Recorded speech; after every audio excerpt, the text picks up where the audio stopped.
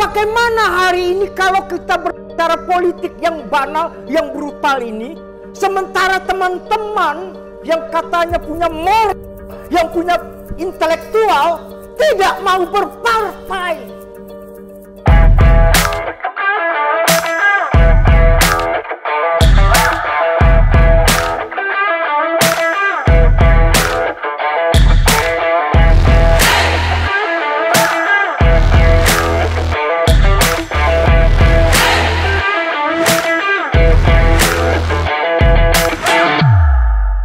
Saya jadi ingat pesan kepala sekolah saya, Ali Akbar Nafis. Beliau seorang sastrawan besar. Beliau menyampaikan, nggak ada sastrawan besar lahir dari Fakultas Sastra. Nggak ada. Nggak ada sastrawan besar lahir dari Fakultas Sastra, nggak ada. Kalaulah banyak politisi mahir, politisi hebat, politisi handal lahir dari Fakultas Ilmu Sosial dan Ilmu Politik, mungkin Profesor Amin Rais sudah menjadi presiden Republik ini. Saya cukup tertantang dengan tema yang teman-teman berikan.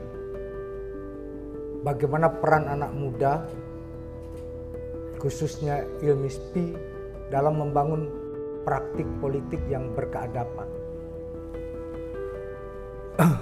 Benar, politik kita hari ini suatu hal yang banal, brutal, bahkan cenderung binal gitu ya. Tapi hal ini bukan satu hal yang tiba-tiba, bukan satu hal yang ujuk-ujuk. Dia memiliki basis sosial, dia memiliki asbabun nuzul yang clear, dan kemudian tugas sejarah kita lah yang kemudian memecahkan itu, bagaimana dia akan berjalan. Teman-teman semua, kalau hari ini politik dianggap suatu hal yang banal, brutal, di masa saya politik dianggap kriminal.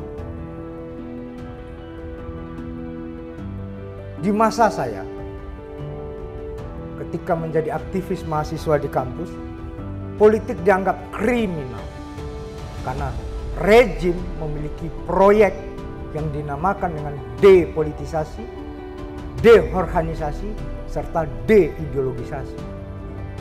Sampai hari ini kampus masih menjadi proyek tersebut. Sampai hari ini tidak dipecahkan. Oh, saya dan generasi saya boleh menjadi aktor utama dalam proses reformasi, tetapi kampus luput dalam proses demokratisasi dan reformasi. Pak Warek, sorry to say, dulu nggak ada. Sebelum NKKBKK, wakil rektor 3 dan wakil dekan 3 itu nggak ada. Yang ada cuma biro kemahasiswaan semata-mata. Z only. Catat, kalau kita nggak ikro, kalau kita nggak baca, sejarah ini berjalan berdasarkan suatu hal yang intuitif. Nah, di sanalah kemudian tadi hal yang paling fundamental dikatakan oleh Pak Wakil Rektor adalah kritis, literasi. Kampus boleh memiliki klaim akademis, klaim ilmiah, boleh. Tapi apakah produknya kritis, apakah produknya scientific, kose, nanti dulu. Ya, bagaimana kulturnya, itu yang harus dilihat, itu yang harus diperiksa. Teman-teman, sebelum saya lanjut, saya ingin berbicara sedikit tentang basis historis kalau kita berbicara peran anak muda.